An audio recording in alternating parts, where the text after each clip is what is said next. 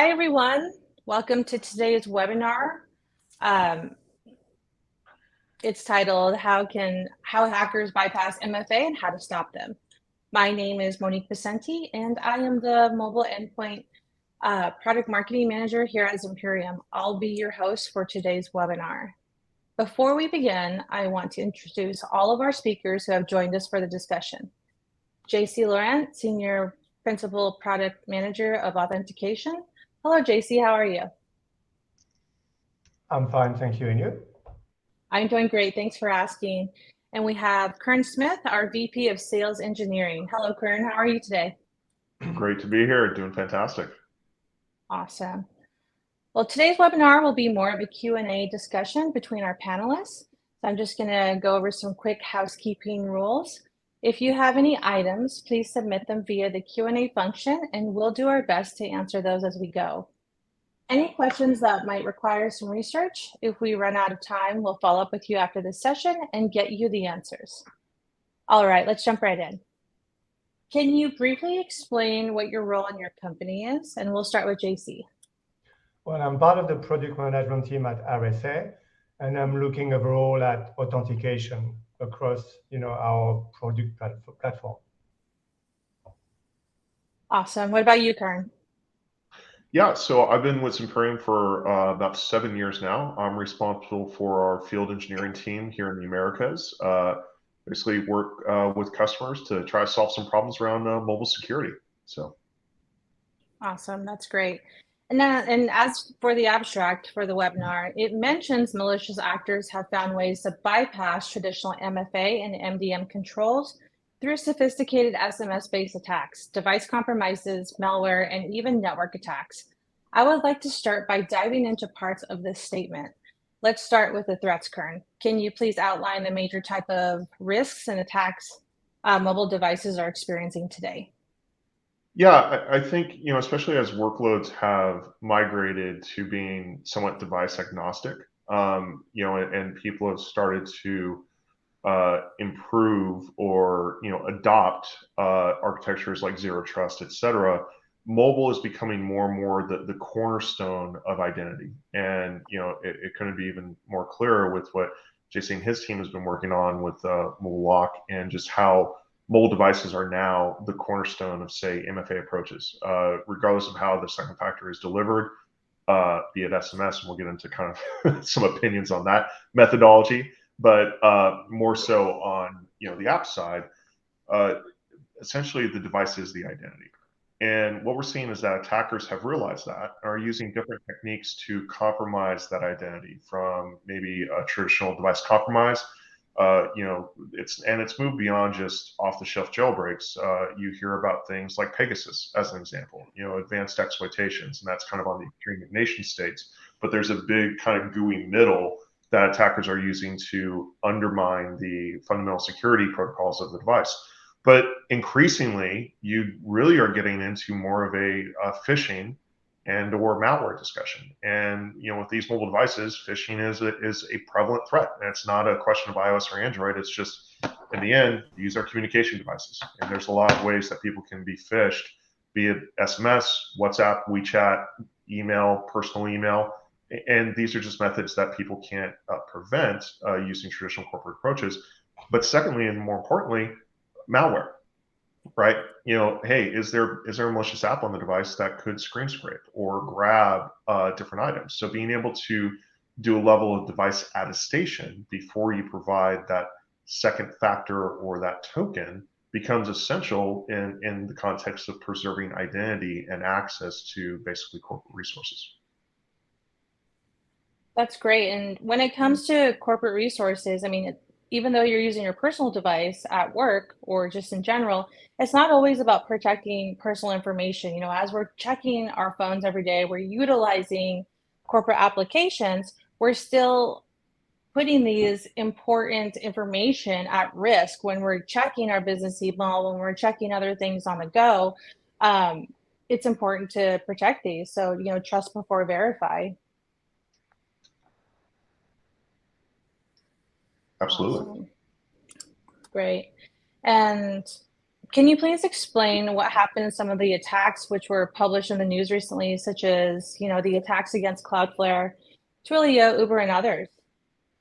Well, in some of these attacks, there is a bit of a debate of what's really happened because the hackers say we did it that way. Some new companies say, no, it's not true. They didn't do that. But when you look at the analysis, it seems, generally speaking, that most and more of the attacks do not use anymore a single vector. It's a combination of vector to create a comprehensive attack, right? I think one of the attack you mentioned seems to have happened by first a hacker managing to compromise the password of a user, maybe by a brutal attack or getting the password you are phishing, and then they were stopped by the MFA, right? Push notification. Then they bombard the users with push notification. It's generally called MFA fatigue attack or push bombing, and the user keep refusing them. But then eventually, the hacker called the user masquerading at the IT help desk and say, "Hey, I'm your IT help desk. Do you receive multiple notifications?" "Yes, I do." "Okay, we got an issue with the system. You just need to approve the next one, and that's going to resolve your issue." That's social engineering. And then the user approved the notification, and the hacker was in. So it was really a combination of potentially brutal attack, push bombing, and social engineering. And that's a difficulty, right? It's not anymore just one attack and we'll make it work. It's a combination of everything. And therefore, it's difficult to really identify a single point of attack because now it's go to multiple dimensions. Often ending, it's not just technology, it's also talking to user and having the user, releasing an information which is not supposed to release. So that's a difficulty. Yeah, JC, I couldn't agree more. It's just a great example of there's no silver bullet on this, right? Attackers are going to keep trying. They only need to succeed once. And for those of us in security, that's just the reality of it. And so any approach, to JC's point, it's got to have layers, right? You have technology layers and you have user layers. And then even within the technology layers, it's never just one thing. It's all things in combination that give you a holistic approach to try to make it very difficult. It can never be necessarily be impossible, right? There's always something that can go awry, but make it extremely difficult for attackers to compromise systems. And I think what JC said illustrates that perfectly. Well, how has authentication evolved in recent years? Well, I think historically, authentication used to be, a bit of a once-off, right?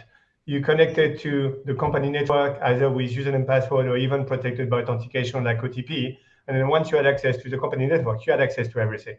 So it be once for all, right? Now, more and more people realize that this is not enough, right? I mean, especially with concept like zero trust, the entire idea is once you are authenticated, it's not enough. You are authenticated now, it doesn't mean that in 5 seconds your authentication is still valid. And with the concept of zero trust and platform supporting it, now, during the life cycle of a user accessing a system, you can check again and validate the authentication multiple times. And depending on specific factors, you can try to say, hold on a minute, you need to authenticate yourself again with another factor. Typical example would be system detecting, hold on, this person used to only access this kind of system to do this, and suddenly he's downloading a lot of information. It's not part of the profile. I need to check again if this user is really who he is, right? So, it's more like adaptive authentication, zero trust, checking again on various parameters. Are you really who you say you are? And maybe with different authentication mechanism than the previous one you provided.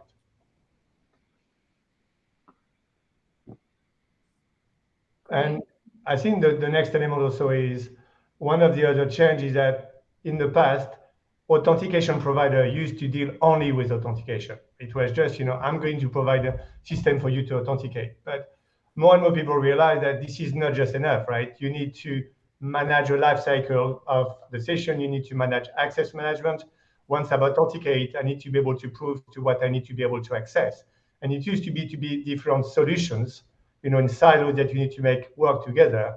Now, more and more service providers provide more of it, right? It's not just I'm providing to you authentication. I'm going to provide to you authentication and a way also to manage access management, and a way to multiple things, like supporting things like, SSO and protocol like SAML and OIDC. So it's also simpler for companies needing to implement this kind of system, because in the past, they used to have maybe 7 or 8 different providers with solutions they need to put together. And now more and more, they can get multiple layers of solutions from the same provider, which work seamlessly together because they are provided by a single company.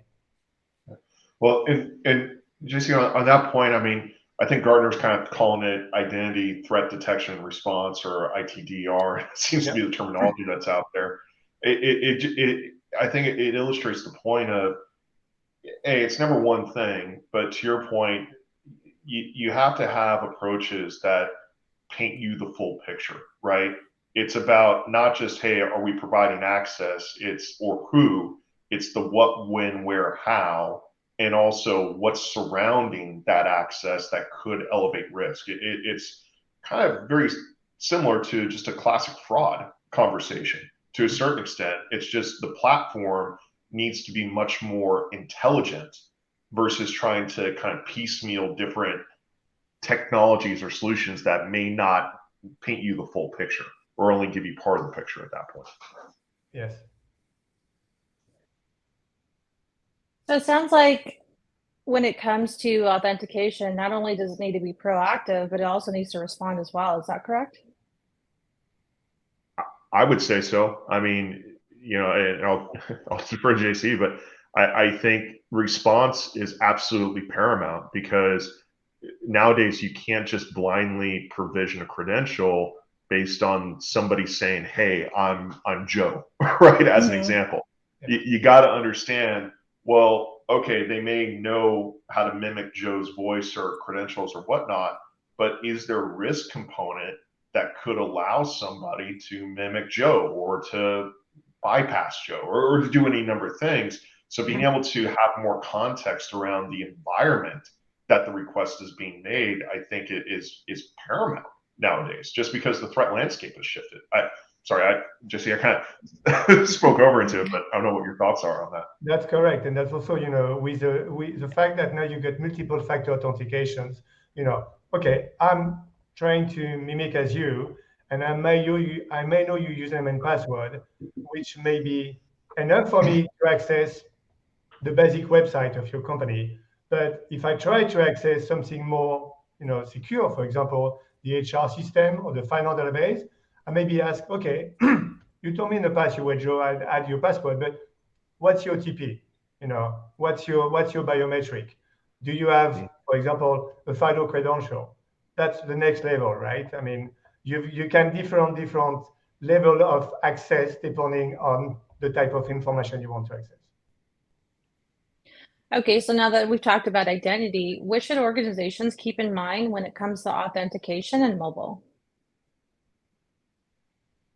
JC, I don't know if you want to take this, or you can go ahead first. Yeah. Yeah, I think with mobile, mobile offers some various methods of authentication, but I'll kind of go back to some of the other attacks out there, in which I see reference with the the fatigue element. First off, there's an easy button with mobile with MFA, and I think a lot of people start off with, say, SMS. The reality is that that's candidly probably pretty risky nowadays, because it's very easy to fatigue users at that point. And it's not like the user can go and shut off SMS notifications. They still want to be able to text with people, right? So it's an avenue that could lead to fatigue. So that then leads you to what I kind of call app-based notification, right? So you use a app that actually, like what RSA has, that provides the token, and you have more granular controls from a security perspective, all the other capabilities that go into it. But now, if you're moving to an app-based authentication, well, okay, now we need to have a conversation around, is the device that the app exists on, is there a certain risk that exhibits there? And the reality is that different organizations have different definitions of what risk can be, right? Some organizations say, hey, I just don't want the device to be jailbroken or rooted. Okay, fine, that's perfectly acceptable.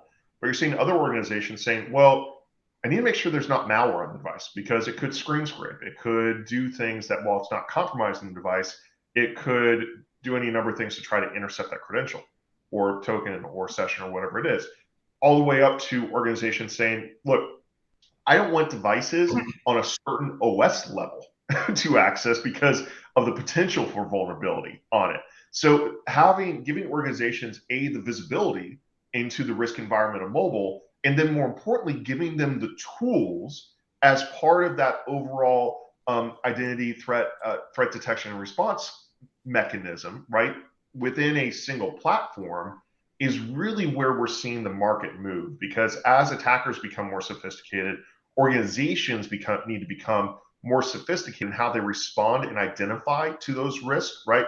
Because you got to identify it before you can respond to it, and get proactive before it becomes a 5-alarm fire. But more importantly, they have to be able to do that in a way that doesn't introduce undue burden to the user, but the admin team. So that's where you start talking about that platform approach versus, bits and pieces that you're trying to fit together like a puzzle, if you will. Yeah.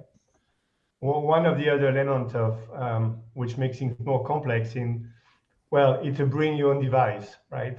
Policy. In the past, I don't know about you guys, but in the past, I used to have work phone provided by my company, so they could enforce whatever they wanted in it, the device, the model, the operating system, everything.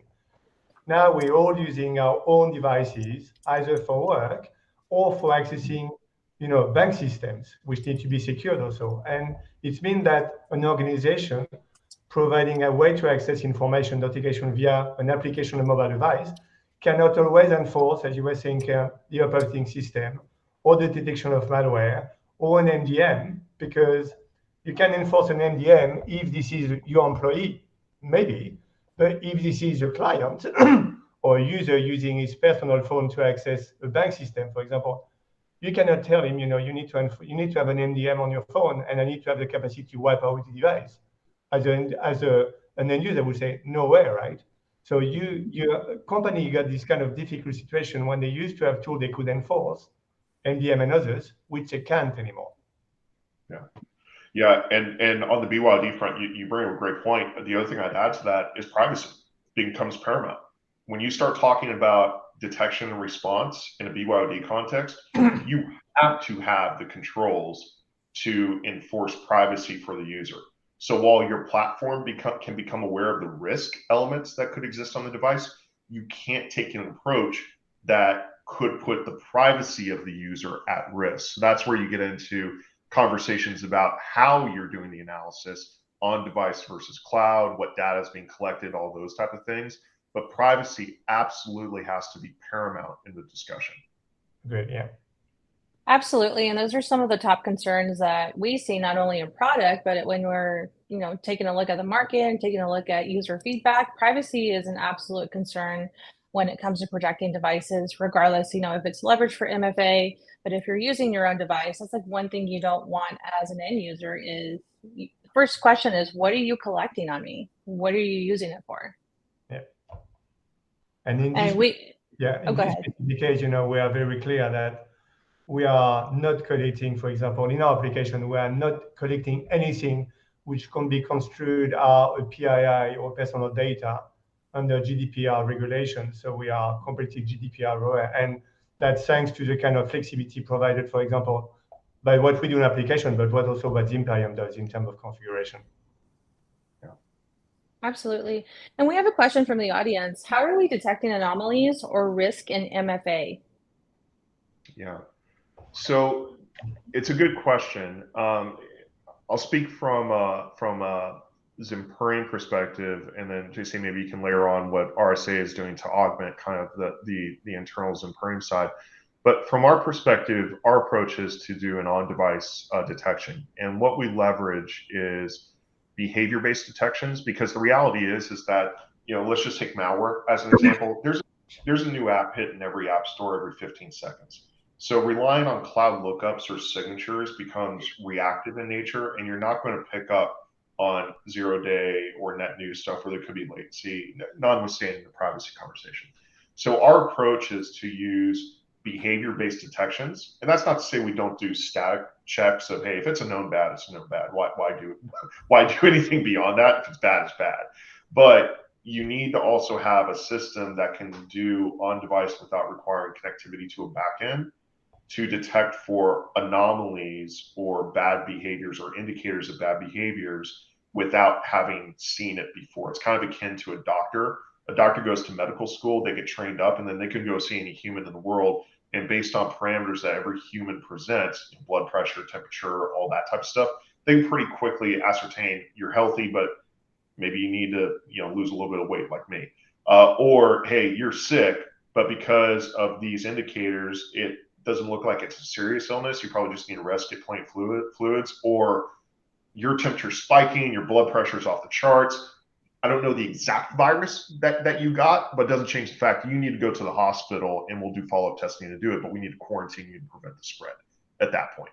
So I could go off on this for some time on just how our philosophy is and our approach, but we're pretty well validated. But it boils down to you have to have a technique or an approach that can detect the threat or the risk where it's occurring, which is on device, without requiring connectivity, and do so in a manner using behavior-based or ML techniques that can detect for the 0-day approach along with the known items, and do so in a manner that has very minimal impact to next to no impact to device performance, user privacy, all those type of things. That's great. You did a great job explaining how we do that. But what criteria is that based on? So for our admins, they have the ability to go in and customize their security policies and customize, what they would like to look for. Is that correct? Yeah, there's a whole host of configurations, and we can go down a rabbit hole on it. But the point is that you need to have the controls in place that can detect out of the box for the known and the unknown and do it appropriately. The way that we do it is basically to use system level parameters that are available to any application. So there's no advanced permissions needed. MDM's not required. It's just an app, basically, that, or it's part of, in this case, the RSA application that just passively sits when the app is running to say, hey, is there something bad going on here or not? And the bad is not about user. The bad is about something that could impact the device itself at that point. And there's a whole host of techniques. We've got patents around it, but it boils down to you use benign indicators or system behaviors to indicate good or bad. And the techniques that we use to do that involve machine learning trained classifiers, but in both static and dynamic checks with heuristics and signatures and all that goodness. Yeah, we got the same type of risk-based behavior mechanism. For example, you could, client could configure a policy saying, well, user can normally access kind of system with username and password, but if we detect a different behavior, we could say, on this specific case, you need to elevate your authentication and you need to provide an OTP or a FIDO credential or something else, right? And this is all configurable by the client. Specifically on different type of MFA, for example, we were talking about push bombing. We could configure a policy saying, well, if we detect that a user has rejected, for example, 3 times in a row a push notification, this is likely to be a push bombing attack, and therefore we're going to lock out notification to this specific user, leaving time to IT, for example, to try to identify what's happening. Got it. And RSA is the only identity company that has proactively taken steps to protect authentication sessions against mobile attacks, on managed and unmanaged devices with your mobile lock solution. JC, can you please explain why RSA is offering that protection and how mobile lock works? Well, mobile lock, we are including the Zimperium technology directly within our application to be able to detect and prevent critical threats and to block authentication. And we're looking really here at 2 main angles. First, simplicity. Well, this is baked into our application, which means that from a client perspective, they don't have to ask a user to install another application or another type of configuration control on a device. So this is very simple. You just have to say to clients or to users, you have to install the mobile authenticator. The second angle is really prevention. Because we have built this mechanism in our app, we will detect critical threat. And if we detect one, we will prevent the user to be able to authenticate using the app, which is critical because this means that if the device is compromised, you cannot access any system, including you cannot access any system from your own device. You know, we all basically using more and more mobile devices, being iPad or iPhone or Android, to not only authenticate, but to access the data directly from the device. Well, if you cannot authenticate, you cannot access the data, and therefore we're preventing any potential malware or Trojan or whatever try to use this device channel to access, you know, corporate data or personal data. Mm-hmm. That's great. Do we have any more questions from the audience?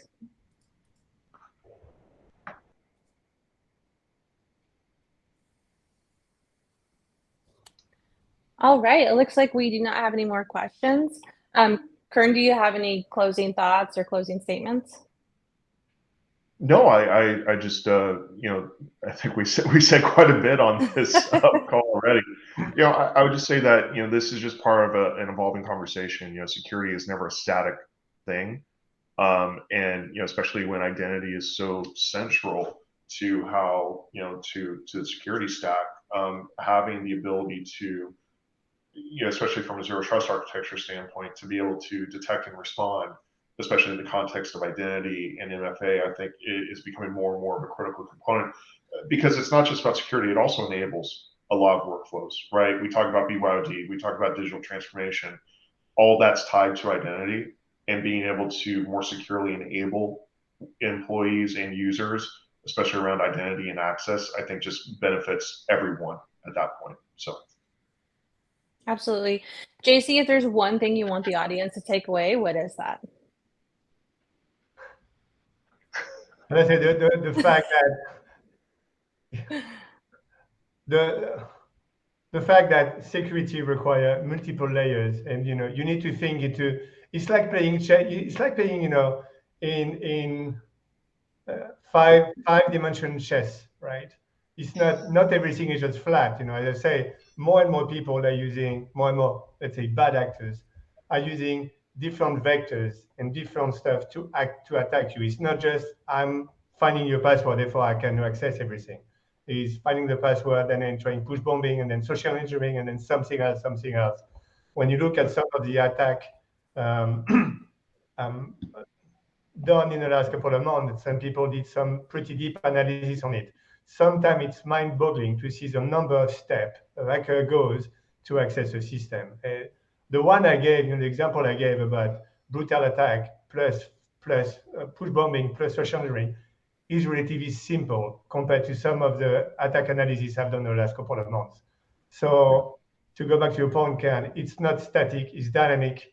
And we all need to continue to evolve, right? Whatever security solution we're going to provide, someone else will find a way to go around. We'll find another security layer. They'll find it's a never ending. You know, the good thing for us is we're pretty sure we got a job and things to do for the next 10 or 15 years minimum, right?